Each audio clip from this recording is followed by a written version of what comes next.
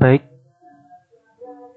perkenalkan, saya Atana Noval Pratama, NRP 11 10 19 10 18 dari kelas 3 D4 Elektronika A. Pada kesempatan kali ini saya akan mempresentasikan implementasi dari metode numerik, di mana pada kesempatan kali ini saya memilih judul prediksi curah hujan bulanan di wilayah Sambas Kalimantan Barat berdasarkan metode Newton-Raphson.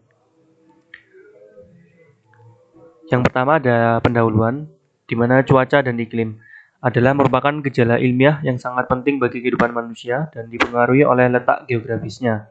Data curah hujan itu bersifat non-linear dalam artian fluktuatif terhadap waktu, sehingga untuk mengestimasi curah hujan diperlukan pendekatan bentuk non-linear dengan menggunakan model inversi Newton-Raphson. Selanjutnya untuk landasan teori di sini ada 3. Yang pertama, bagaimana iklim Kalimantan Barat. Yang kedua, bagaimana untuk fungsi deret Fourier, dan yang ketiga ada metode Newton-Raphson. Untuk landasan teori yang pertama, bagaimana iklim Kalimantan Barat. Jadi, Kalimantan Barat terletak di antara 108 derajat BT hingga 114 BT dan antara 2 derajat 6 LU hingga 3 derajat 5 LS. Karena letak inilah Kalimantan Barat memiliki jenis iklim tropis. Dan curah hujan tergolong ke dalam curah hujan yang intensitas tinggi dengan curah hujan tahunan berkisar antara 2000 sampai dengan 3000 mm. Itu data didapatkan dari BPS tahun 2012. Untuk landasan teori yang kedua, fungsi deret Fourier, di mana fungsi deret Fourier adalah jumlah fungsi sinus dan kosinus yang menggambarkan sinyal periodik. Adapun persamaan yang digunakan dalam penelitian ini adalah seperti yang digunakan pada penelitian Suppé-Guinaud tahun 2012, di mana Y sama dengan A0 ditambah sigma N I sama dengan 1 AI cos N omega X plus BI sin N omega X adalah persamaan pertama, di mana Y adalah model, maksud saya di situ model, N adalah banyaknya orde dalam deret Fourier, omega adalah frekuensi sudut, dan X adalah waktu. Selanjutnya untuk landasan teori yang ketiga, yakni metode Newton-Raphson, di mana metode Newton-Raphson adalah suatu algoritma yang menentukan akar persamaan dari ketentuan pertama dari deret Taylor. Persamaan umum metode Newton-Raphson adalah sebagai berikut, seperti pada penelitian Sanjoyo 2016, di mana beta n plus 1 sama dengan beta n min alfa kuadrat S per alfa beta aksen dipangkatkan min 1 dengan alfa S per alfa beta. Itu adalah persamaan kedua. Dari persamaan kedua di atas akan diperoleh penaksiran beta yang dapat dituliskan sebagai berikut, di mana beta pangkat n plus 1 sama dengan beta n min Tn dikali Pn dan gamma n, di mana Tn adalah skalar dan Pn adalah matrik, gamma n adalah gradien dari fungsi objektif. Secara umum, iterasi Newton-Raphson dinyatakan sebagai berikut, yakni beta sama dengan beta 0 plus alfa beta. Vektor alfa beta, maksud saya delta beta. Vektor delta beta merupakan solusi persamaan normal metode penaksiran kuadrat terkecil atau least square berikut, di mana untuk least square-nya adalah alfa kuadrat S per alfa beta aksen itu dikali dengan delta beta, itu akan menghasilkan alfa S per alfa beta. Itu merupakan persamaan kelima. Lalu selanjutnya metodologi, di mana data iklim yang digunakan dalam penelitian ini adalah data sekunder berupa data curah hujan bulanan di wilayah Sambas dari tahun 2000 sampai 2012. Jadi langkah pertama untuk menentukan grafik curah hujan bulanan atau data observasi. Untuk langkah kedua yaitu proses estimasi, di mana data curah hujan itu diproses menggunakan metode Newton-Raphson dengan fungsi deret Fourier sebagai fungsi nonlinearnya. Estimasi dilakukan dengan data tahun 2000 sampai dengan 2010 dan diterima jika koefisien korelasi antara data observasi dengan data model yang diperoleh itu adalah lebih dari atau sama dengan 0,6. Untuk validasi itu dilakukan menggunakan data tahun 2011 sampai dengan 2012.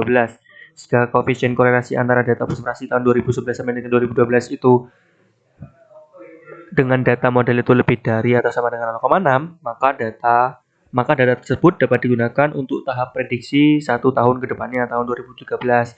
Dan di gambar kanan merupakan flowchart dari penelitian kali ini, di mana untuk data observasi itu kita dapatkan untuk beta 0. Lalu kita dapatkan fungsi linier. Lalu data observasi ini kita hitung RMS-nya apakah lebih dari EPS. Jika iya, maka selesai. Jika tidak, maka masuk ke persamaan nomor 4 tadi. Jadi delta B sama dengan alfa kuadrat S per alfa beta pangkat min 1 dikali dengan alfa S per alfa S. Lalu kembali lagi ke atas, beta sama dengan beta 0 plus alfa delta beta, maka masuk ke fungsi linear. Jika masuk ke fungsi linear, maka data akan dikalkulasi. Dan kalkulasi di if lagi apakah RMS itu lebih dari sama dengan EPS. Kalau iya, maka selesai. Dan untuk hasil dan diskusi di mana estimasi curah hujan bulanan. Proses estimasi untuk wilayah Sambas menggunakan data curah hujan dari tahun 2000 sampai dengan tahun 2010 dengan fungsi deret Fourier yang dimulai dari orde 4 sampai dengan orde 22. Dari 19 orde dipilih 3 orde yang memiliki koefisien korelasi tertinggi, yaitu lebih dari sama dengan 0,6 untuk dilakukan validasi. Koefisien korelasi estimasi yang dihasilkan dari fungsi deret Fourier ditampilkan pada tabel berikut ini. Jadi wilayah Sambas dari orde 15, 16, 19 itu koefisien korelasinya ternyata lebih dari 0,6, sehingga di sini menggunakan orde 15 sampai 19 di mana RMSE itu berkisar untuk orde 15 119,19 dan untuk orde 16 yakni 110,77 dan untuk orde 19 yakni 113,6. RMSE adalah root mean square error. Lalu selanjutnya ada analisis estimasi dan validasi dan prediksi curah hujan, di mana estimasi akan menghasilkan parameter model yang dianggap mampu mewakili data observasi. Selanjutnya, parameter model ini nantinya diinputkan ke persamaan 1 untuk menghasilkan data model berupa grafik pencocokan kurva orde 16 wilayah Sambas.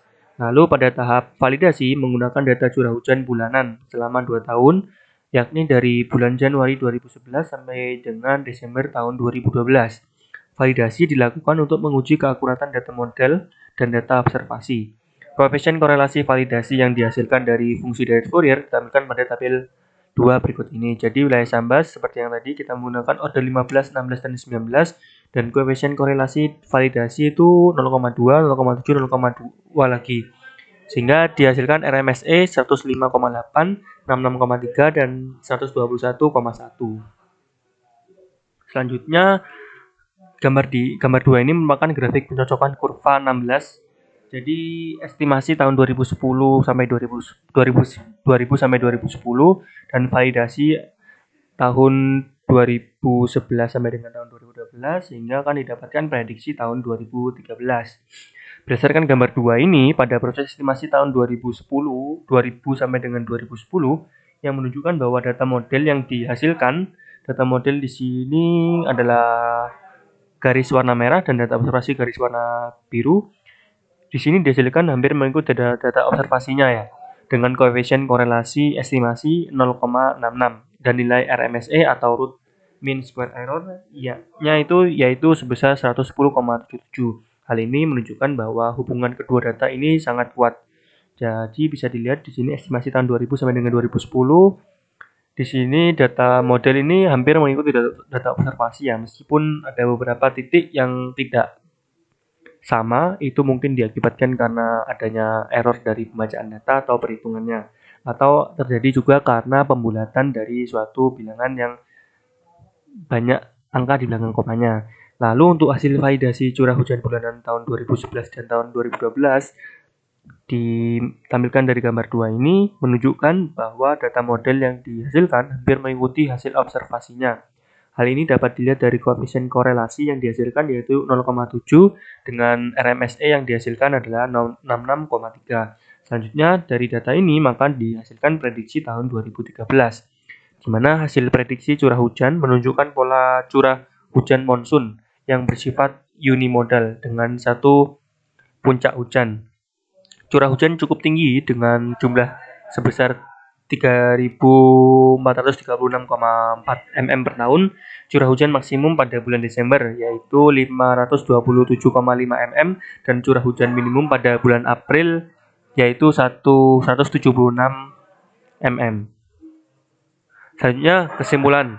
Yang pertama, fungsi yang dianggap dapat mengikuti pola curah hujan bulanan wilayah Sambas adalah fungsi deret Fourier orde 16 dengan korelasi validasi sebesar 0,7 dengan nilai RMSE 66,3. Yang kedua, prediksi tahun 2013 untuk wilayah Sambas memiliki pola curah hujan jenis monsun yang bersifat unimodal dengan curah hujan maksimum terjadi pada bulan Desember yakni sebesar 527,5 mm dan curah hujan minimum terjadi pada bulan April sebesar 176 mm. Dan demikianlah yang dapat saya sampaikan, kurang lebihnya mohon maaf jika ada salah kata maupun salah pengucapan, saya mohon maaf. Wassalamualaikum warahmatullahi wabarakatuh.